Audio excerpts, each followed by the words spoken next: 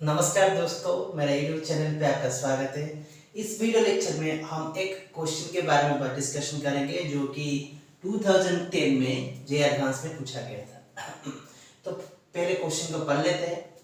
A small particle of mass m is projected at an angle theta with the x-axis with an initial velocity v naught in the xy plane as shown in the figure। देखिए ये हमारा xy plane है, ये हमारा क्या है xy plane है और इस xy प्लेन में हम क्या दिया गया है कि एक पार्टिकल है जिसकी मास m है और उस मास के साथ उसको प्रोजेक्ट किया गया है।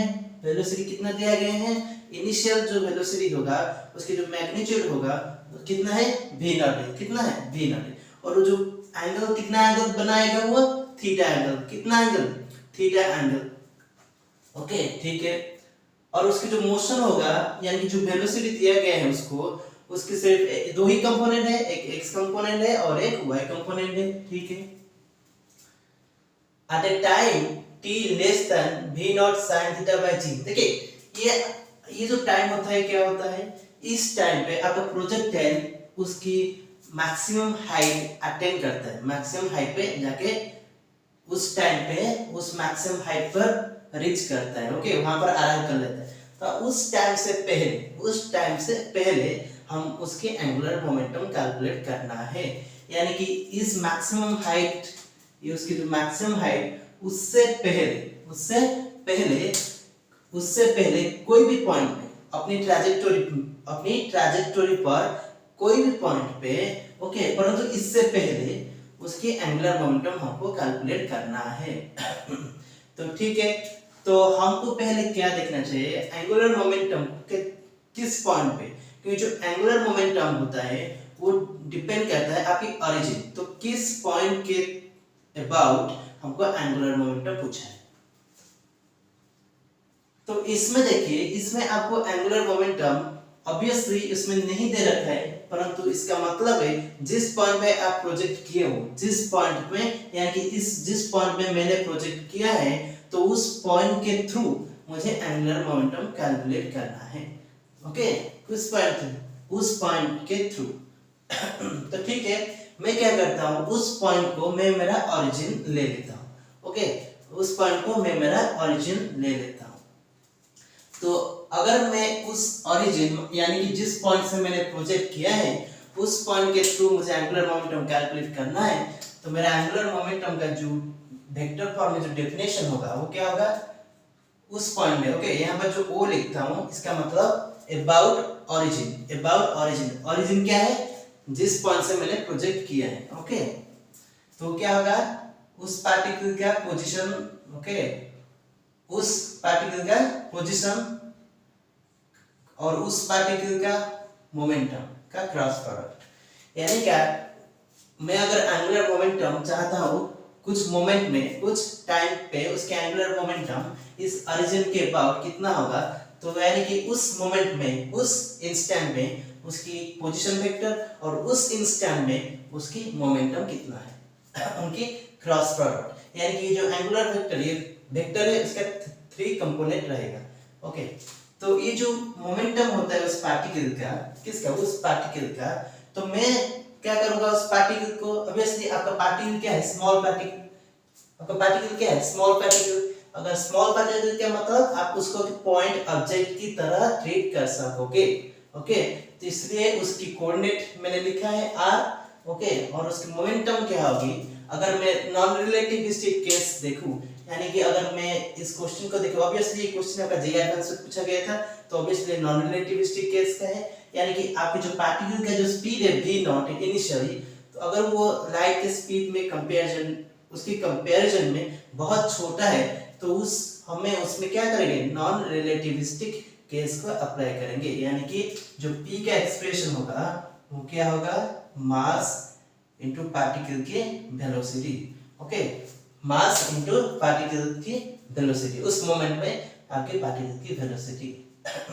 अगर यहाँ पर आपकी वो पार्टिकल नहीं दिया होगा और उसके जगह पूछेगा कि कोई रॉकेट को प्रोजेक्ट किया गया है, ऑब्वियसली रॉकेट तो पॉइंट मास वो नहीं होगा।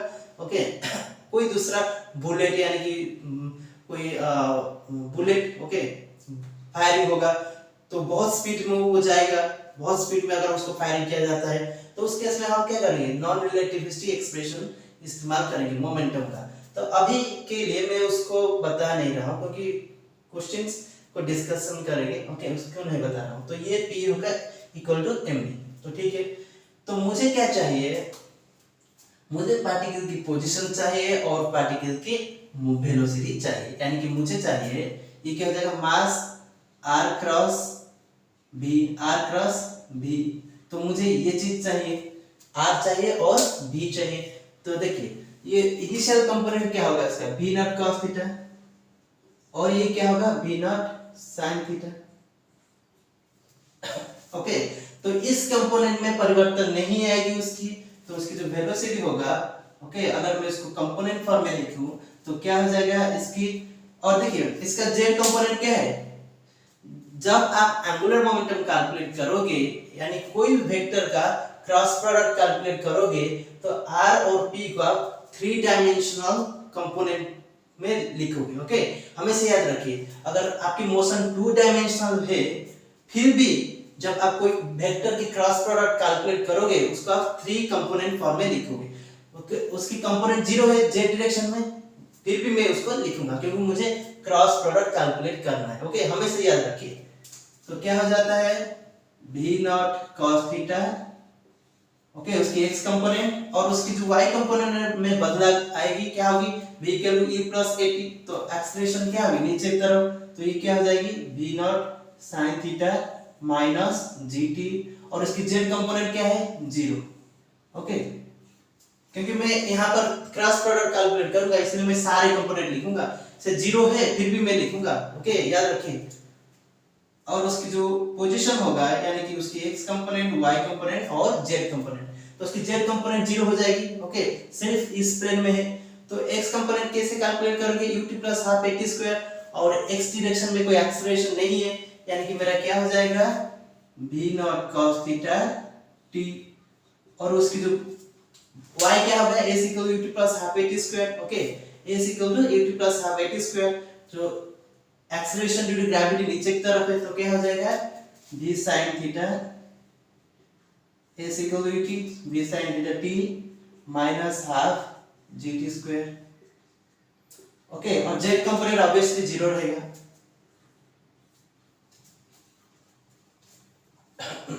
तो मैं अभी क्या कैलकुलेट करूंगा, r क्रॉस v। देखिए आपको अगर r क्रॉस v को कैलकुलेट करना है तो कैसे कैलकुलेट करोगे, मैं आपको बता देता हूं। कोई भी वेक्टर, सपोज a आपका वेक्टर है और b आपका वेक्टर है। ओके, तो ये इसका 3 कंपोनेंट है और इसका 3 कंपोनेंट है, और जो उनकी क्रॉस प्रोडक्ट होगा उसका भी 3 कंपोनेंट रहेगा। तो उसकी जो पहला कंपोनेंट है, अगर इसका कंपोनेंट आपका a1 a2 a3 है, ओके, और b1 का कंपोनेंट क्या है, b1 b2 b3 है। ओके, तो इन जो देखिए आपको जनरली क्रॉस प्रोडक्ट कैलकुलेट करने के लिए आपको डिटरमिनेंट का मेथड बताया होगा, तो वो एक्चुअली क्या हो जाता है, थोड़ा ज्यादा लेंथी हो जाता है। ये मेथड बहुत आसान है। तो इसमें क्या होगा, देखिए a क्रॉस p आपका वेक्टर होगा, उसका भी 3 कंपोनेंट रहेगा। तो जो फर्स्ट कंपोनेंट होगा तो वो क्या होगा, ठीक है, आप a को लिख दीजिए जिस ऑर्डर में है, a पहले है और b पहले है, तो आप उसको उस इस तरह का लिख दीजिए। ओके, तो हमेशा इस तरह का लिख दीजिए जो इस ऑर्डर पे है, मैं लिख दिया। ओके, जिस ऑर्डर पे है उसको आप इस तरह का लिख दीजिए। तो अभी क्या करोगे, ये फर्स्ट वाला कैलकुलेट करोगे, तो फर्स्ट वाला जब कैलकुलेट करोगे आपको याद रखिए आप साइक्लिक ऑर्डर पे जाओगे। साइक्लिक ऑर्डर यानी कि मतलब क्या है, अगर आप फर्स्ट वाला कंपोनेंट कैलकुलेट करोगे तो आप जाके 2 3 क्या जाएंगे 2 3 यानी कि 2 3, उसके बाद उसकी जो साइन होगा आप उसको चेंज कर देंगे 3। ओके, अगर आप उसके बाद मैं सेकंड वाला कैलकुलेट करूंगा, अगर मैं सेकंड वाला कैलकुलेट करूंगा, मैं साइक्लिक ऑर्डर में जाऊंगा तो क्या होगा 3, उसके बाद क्या आएगा 1, उसके बाद क्या आएगा 1 1 2 3। देखिए साइक्लिक ऑर्डर का मतलब क्या होता है, 1 2 3 2 3 1 2 3 1। ओके, उसके बाद 1 2 3 2 3 1 3 1 3 1 2, ये होता है साइक्लिक ऑर्डर। ओके, तो अगर मैं इससे जाऊंगा, ओके, तो फर्स्ट कंपोनेंट क्या होगा, ये होगा। सेकंड कंपोनेंट क्या होगा, सेकंड कंपोनेंट क्या होगा 3 1, क्या होगा 3 1 1 3। थर्ड कंपोनेंट क्या होगा 1 2, क्या होगा 1 2 1 2 2 1।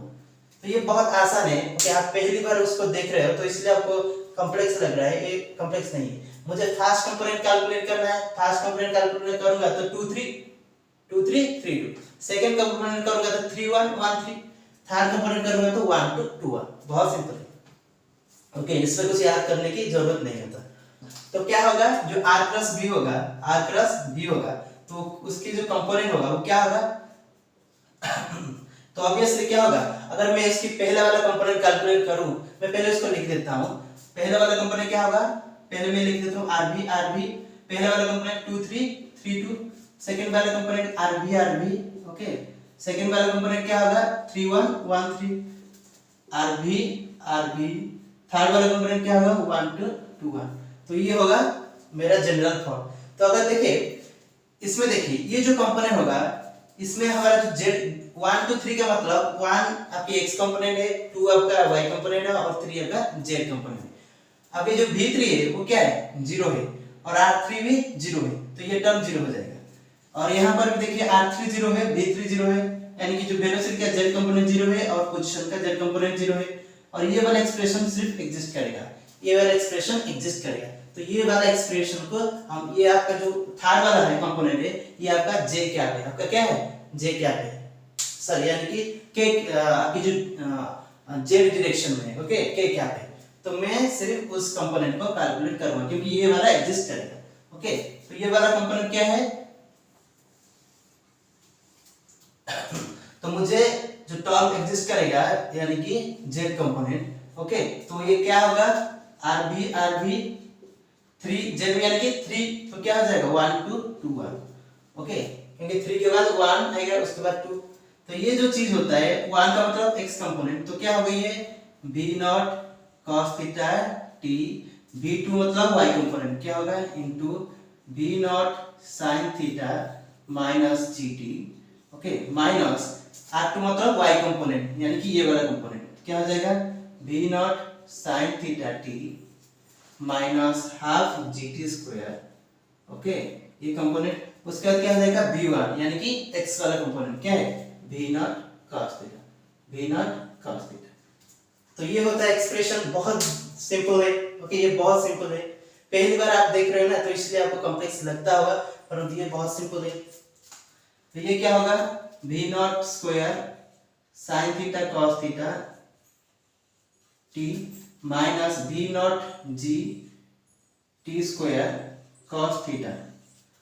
ये क्या हो जाएगा minus b0 sin theta cos theta t plus v0 cos theta by 2 gt square. तो ये होता है हमारा कंपोनेंट। अगर मैं इसको कैलकुलेशन करूं तो मुझे क्या मिलता है, ये आपका कैंसिल हो जाएगा और सिर्फ ये वाला टर्म बचेगा। कितना होगा, अगर मैं देखूं v0 cos theta gt square, तो ये जो होगा क्या होगा minus half v0 gt square cos theta. Okay, ये आपका क्या है थर्ड कंपोनेंट है यानी कि z कंपोनेंट है।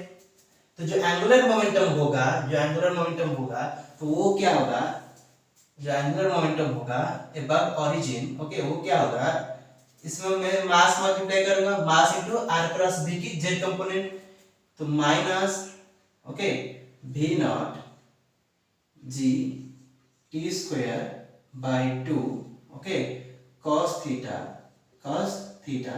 z का। तो ये होता है आपका एंगुलर मोमेंटम, ये होता है आपका क्या एंगुलर मोमेंटम। तो इस एक्सप्रेशन में आपको एंगुलर मोमेंटम मिल गया।